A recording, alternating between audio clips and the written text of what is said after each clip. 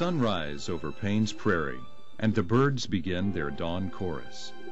Photographer Dominic Martino is already at work, capturing images of birds, flowers, alligators, snakes, and many other plants and animals that make their homes here.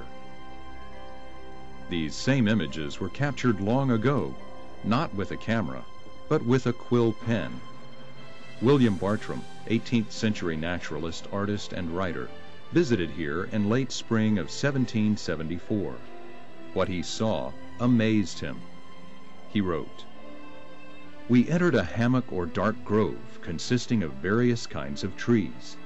This continues near a mile, when at once opens to view the most sudden transition from darkness to light that can possibly be exhibited in a natural landscape. The extensive Alachua savanna is a level green plain, above 15 miles over, 50 miles in circumference, and scarcely a tree or bush of any kind to be seen on it."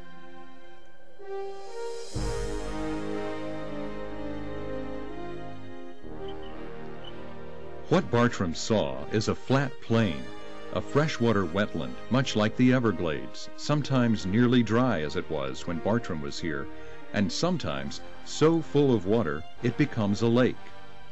Now, as a 22,000-acre state preserve featuring the Prairie Basin and surrounding uplands, Paynes Prairie hosts some 800 species of plants and animals, and of birds alone, more than 270 species. But this is not just a big pool of rainwater. It's much more than that. Much of this water will find its way down into the Floridan Aquifer, an enormous, staggeringly large reservoir of sweet, fresh water, occupying passages and caverns underlying most of North Florida. In addition to its contributions to plants and animals, the aquifer provides drinking water for millions of people.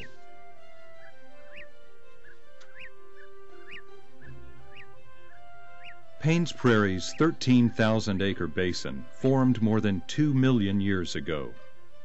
Rainwater, made acidic as it soaked through vegetation, caused the bedrock of limestone and dolomite to dissolve in places, leaving the earth above to cave inward. We can think of the Prairie Basin as a collection of coalescing sinkholes. Rainwater falls onto the prairie, joining water that also flows in from surrounding uplands. It slowly migrates across the nearly flat prairie basin as sheet flow, washing through abundant aquatic plants which serve to purify the water and remove toxic substances. Eventually, it finds its way to Alachua Sink and into the Floridan Aquifer, where it will one day reappear in our drinking water. The presence of so much fresh water, fertile soil, and abundant wildlife attracted the earliest inhabitants of North America 12,000 years ago. People have lived in and around the prairie ever since, and have left their imprint on the land.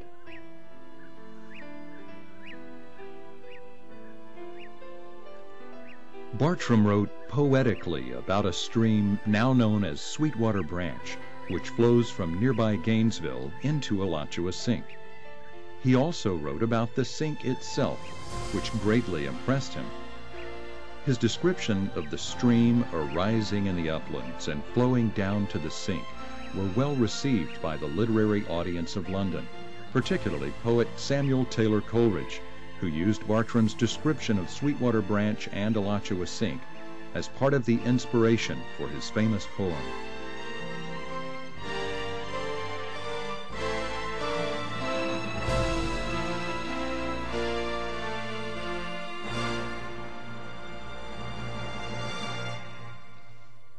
In Xanadu did Kubla Khan a stately pleasure dome decree, where Alph the sacred river ran through caverns measureless to man, down to a sunless sea.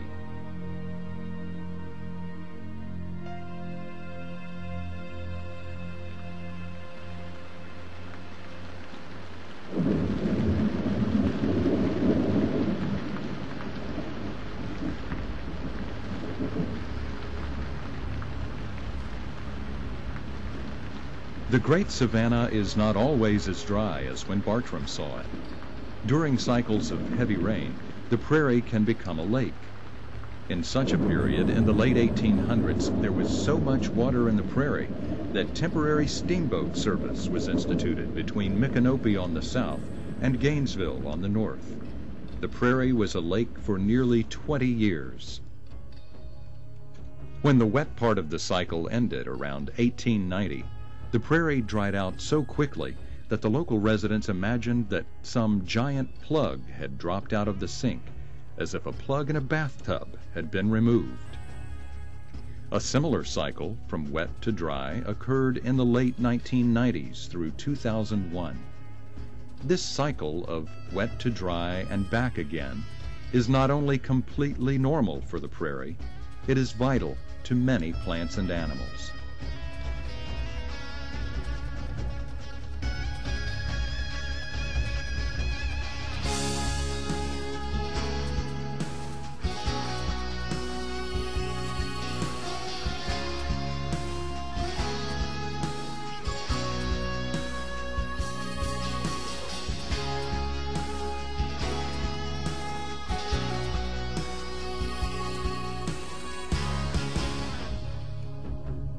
Cattle have been raised on the prairie since the 1600s. First the Spanish, then the Seminole, then Confederate troops, and later Florida cracker cowmen all ranched here. In the 20th century, people tried to control the flow of water to create more dry pasture for the cattle, but this disrupted the natural movement of water across the land. Today, as a Florida state park, the prairie benefits from work that's been done to remove some dikes and breach others, thereby returning a more natural flow of water.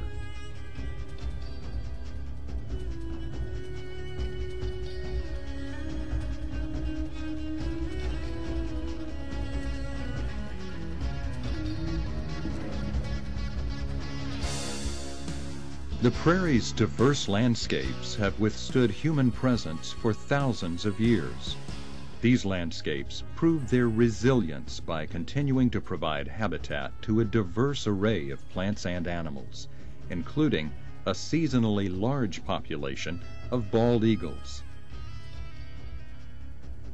In addition to the native wildlife, small herds of wild cattle, Spanish horses, and bison can be seen here. Their presence is meant to evoke even more imagery that Bartram would have described in 1774. Florida's diverse landscapes have always depended upon the renewing power of periodic fire. Just as the prairie needs periodic flooding and drying, so does it need periodic fire. As the sun sets over Paynes Prairie, a seeming stillness falls over the savannah, a pause before the night creatures grow active. But nothing is ever still in this dynamic landscape, except, briefly, the wind.